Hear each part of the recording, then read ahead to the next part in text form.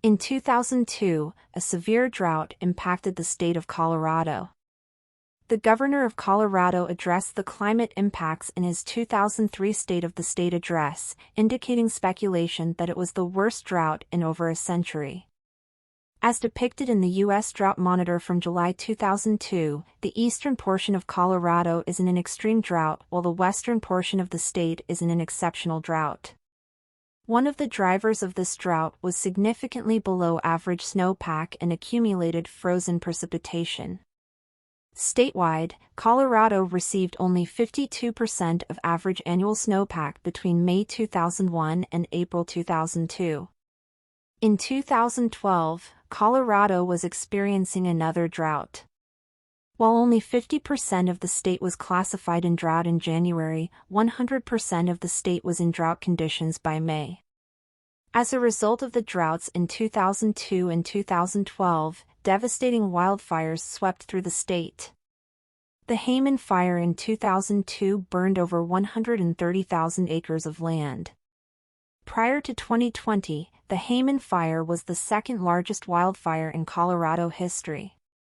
The High Park Fire in 2012 destroyed nearly 260 homes west of Fort Collins. The Waldo Canyon Fire in 2012 and Black Forest Fire in 2013 resulted in a total of nearly 1,000 homes and structures lost. 2 people died in the Waldo Canyon Fire.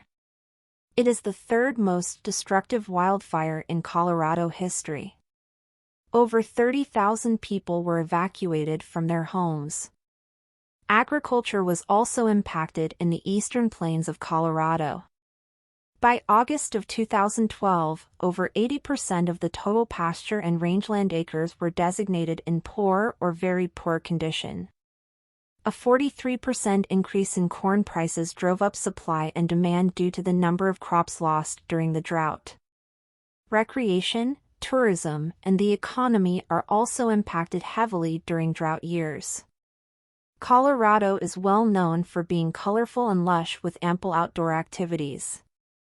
During the 2002 drought, commercial river rafting was down by 40% compared to 2001.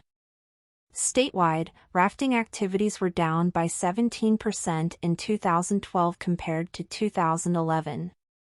The drought and decreased precipitation negatively impacted skiing and winter tourism as well. The ski industry and tourism was down by 12% in 2012 compared to a 5-year average. In 2012, the last Colorado ski resort closed on May 6, one of the earliest ends to ski season in history. More recently, High Country News reported that a winter without snow is coming.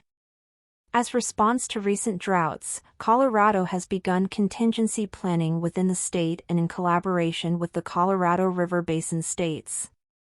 A number of studies have investigated and identified effective processes for state governments to plan drought and mitigate negative impacts.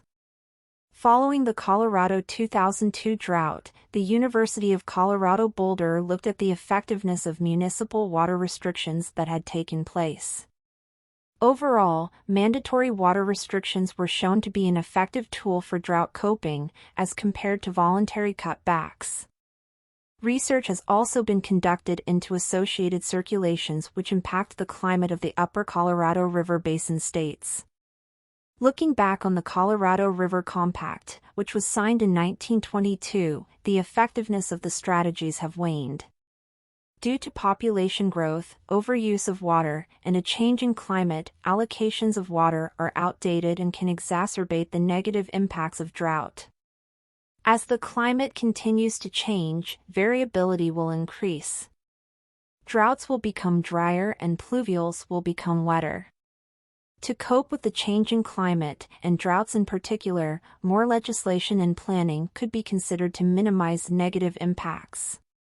In the meantime, Colorado is coping with drought as it comes and goes while water availability dwindles.